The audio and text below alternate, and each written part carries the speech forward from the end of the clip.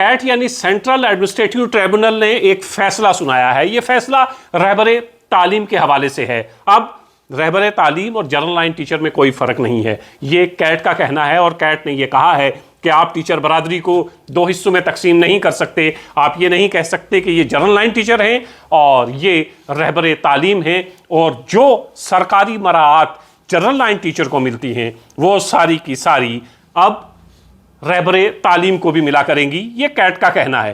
रहबरे तालीम क्या है, जनरल लाइन टीचर क्या है, जरा इस पर बात कर लेते हैं। और दोनों को अपॉइंट करने का मकसद क्या होता है, सरकार ने रहबरे तालीम स्कीम क्यों लाई थी। बहुत से लोगों का ये कहना है कि अगर रहबरे तालीम स्कीम सरकार की तरफ से नाफिज नहीं होती तो आज जो बहुत से टीचर्स आपको गांव देहात में दिख रहे हैं ये बेरोजगार होते। और सरकार ने इन बहुत से बेरोजगार लोगों को रोजगार के साथ जोड़ा। सरकार का ये एक मकसद था, लेकिन साथ ही साथ सरकार इससे ये भी चाहती थी, जो दूसरा मकसद था सरकार का वो ये था कि गांव देहात के स्कूल्स भी शहर के स्कूलों की तरह काम करने लगे। अक्सर शिकायत आती थी कि फला गांव का स्कूल जो है वो बंद पड़ा है, टीचर वहां नहीं जाता है। वजह ये कि गांव देहात शहरों से दूर और शहरी टीचर गांव में जाना पसंद नहीं करते थे या वक्त पर वहां पहुंच नहीं सकते थे, क्योंकि हमारी टोपोग्राफी ऐसी है, गांव देहात बहुत दूर, बहुत ज्यादा पैदल चल के जाना पड़ता था। तो सरकार ने यह किया कि गांव में कंपटीशन हो, उसी मोहल्ले उसी गांव में कंपटीशन हो, वहां जो पढ़ा लिखा शख्स है उसको रहबरे तालीम के तहत लगाया जाए, ताकि उस गांव के स्कूल काम कर सके, ताकि उस गांव के बच्चे पढ़ लिख सकें। तो सरकार का मकसद सिर्फ और सिर्फ बेरोजगारों को रोजगार देना नहीं था, बल्कि उस तालीमी निज़ाम को बेहतर करना था, उस स्ट्रक्चर को खड़ा करना था गांव देहात में कि वहीं का शख्स हम रहबरे तालीम में अपॉइंट करेंगे, और चूंकि वो उस गांव उस मोहल्ले का रहने वाला है तो वो उसी स्कूल में जो उसी गांव उसी मोहल्ले में है उसी स्कूल में पढ़ाया करेगा। ये मकसद था रहबरे तालीम का। जनरल लाइन टीचर का जाहिर है ये मकसद नहीं होता है, वो गांव मोहल्ले में कंपटीशन नहीं करता है, बल्कि जनरल लाइन टीचर का कंपटीशन डिस्ट्रिक्ट में होता है। जनरल लाइन टीचर और रहबरे तालीम में ये बेसिक फ़र्क है, और क्वालिफिकेशन में भी बहुत फ़र्क है। जबकि रहबरे तालीम को कैट ने ये कहा है कि इनकी भी ट्रांसफर्स हुआ करेंगी, तो फिर वो क्वालिफिकेशन कहाँ से लाएंगे जो जनरल लाइन टीचर के पास है। मैं सबकी बात नहीं कर रहा हूँ, बहुत से टीचर ऐसे हैं जो रहबरे तालीम में हैं, उनके पास क्वालिफिकेशन है, लेकिन बेशतर ऐसे हैं जिनके पास क्वालिफिकेशन नहीं है। और दूसरा, उन गांव देहात का क्या होगा, उन बच्चों का क्या होगा जिस मकसद के लिए रहबरे तालीम स्कीम को नाफिज किया गया था। अगर ये ट्रांसफ़र पॉलिसी इसी तरह अपनाई जाती है, लागू की जाती है, तो क्या वो मकसद सरकार का फोत नहीं हो जाएगा कि वहीं का पढ़ा लिखा शख्स वहीं के स्कूल को चलाएगा, ताकि वो और पढ़े लिखे लोग उस गांव उस मोहल्ले से मुआशरे को दे सके। जब ट्रांसफ़र होने लगेगी तो क्या इसके बाद ये शिकायत नहीं आएंगी जो पहले आती थी कि फला टीचर फला स्कूल में नहीं पहुंच रहा है, स्कूल बंद पड़े। हालांकि अब बायोमेट्रिक अटेंडेंस हो गई है,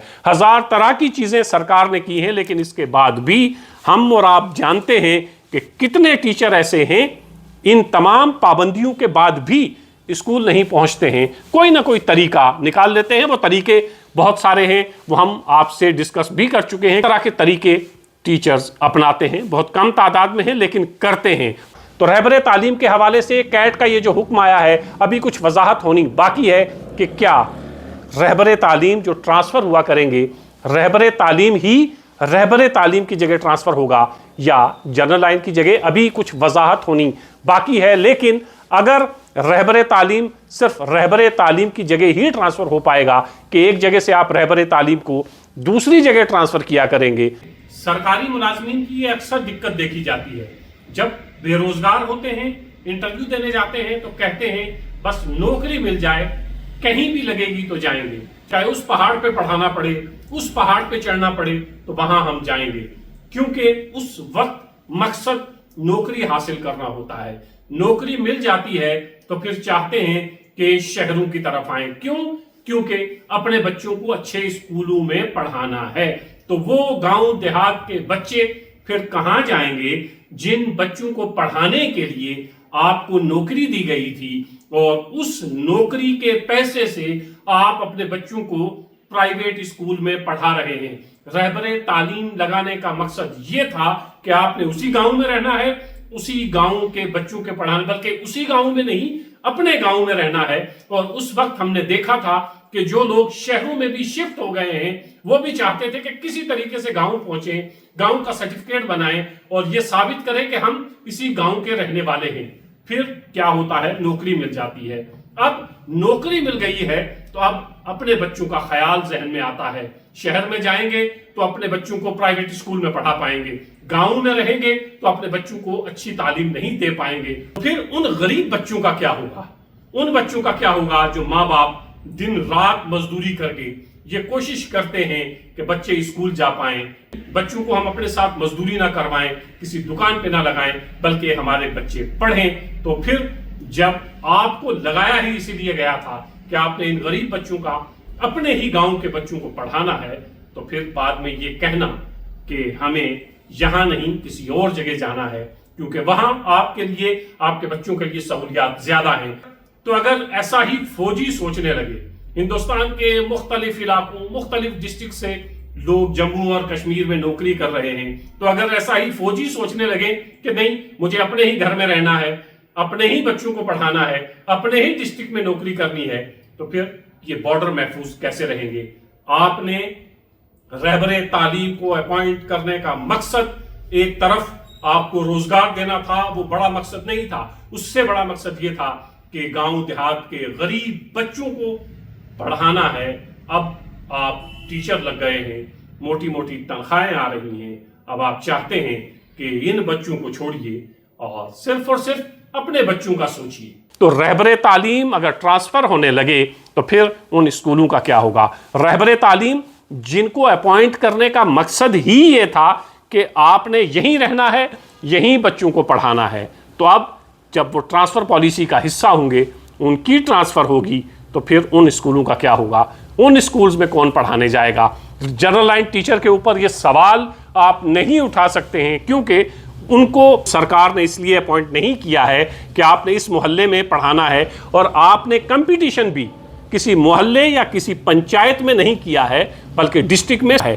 تو رہبر تعلیم کے لیے کیٹ نے یہ کہہ دیا ہے، جنرل لائن ٹیچر کے پاس سرکار کی جو مراعات ہیں، جو طریقے سرکار جنرل لائن ٹیچر کے لیے اپناتی ہے، وہی رہبر تعلیم کے لیے بھی اپنائے گی۔ لیکن ایک سوال ذہنوں میں کہ کیا رہبر تعلیم اور جنرل لائن ٹیچر برابر ہو سکتے ہیں؟ کیا جنرل لائن ٹیچر کو اپوائنٹ کرنے کا مقصد رہبر تعلیم کو اپوائنٹ کرنے کا مقصد ایک ہو سکتا ہے؟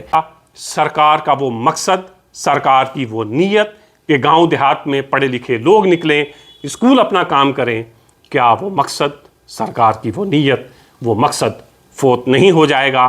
یہ کیٹ کا حکم تو آ چکا، لیکن اب دیکھنا یہ ہے سرکار کیا کرتی ہے۔